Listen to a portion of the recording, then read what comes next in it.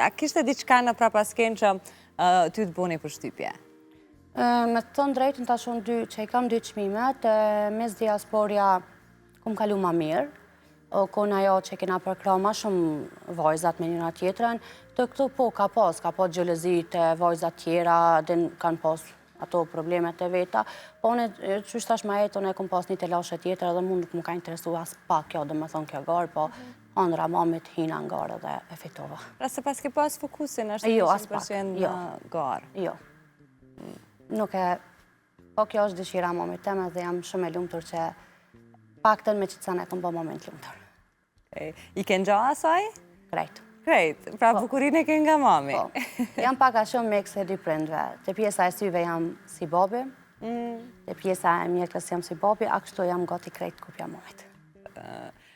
Një dëshirë kjo, pra e nanës, po a kishte dikush nga njerëzit e tu të afërt, ose njerëzit e ri që ti takove më vonë, pas fitimit, për shembull titullit parë, që fillon me paragjyku këtë titullin, se jemi pak të çuditshëm neve, i gjykojmë vajzat e bukura shumë, i paragjykojmë më saktësisht, a u përballe me situata të tilla? Po, janë nis prej familjes jo të ngushtë, rrethit, i atyve të publiki ka pas njerëz, ka pas shoqni të mi, që nuk kanë besu. Po, shoqnia jame, rrethi jam, s'kanë besu, dhe me thonë, këtë forcën tem, koncentrimin tem që e kom bo, edhe kam pat ato paragjykimet, okej, kjo ka morë që ka morë.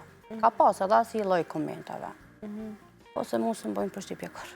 U dhe kom të para që thojnë shoqnisë që të ka bo me undi kështu edhe ka dyshu në sinceritetin tënd edhe në lojën reale të kësaj gare? Me thonë drejtë, ata kanë dyshu, po ata kanë ardhur aty në skenë edhe kanë rreshë plaka për më kërën e fitova.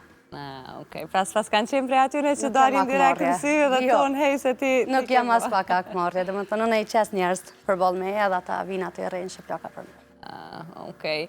Ndodhë më shumë, kur përmendë shoqëria, shpesh herë edhe në këtë studio plot të zonja të suksesshme, ma kanë thënë që komentet ose ofendimet ma saktësisht më të shpeshta që i marim prej vetë grave.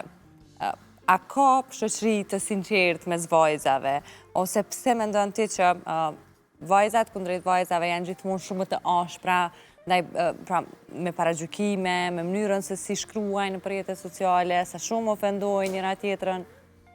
Po, unë për veti flas, unë për shembull paragjykimet e marr më shumë për grave, për vajzave sa për djemve. Edhe deri më sot shoqet e mia, mos tham tanat, se nuk më kanë dalë tanat besnike, po i kam dy që i kam tamam thuja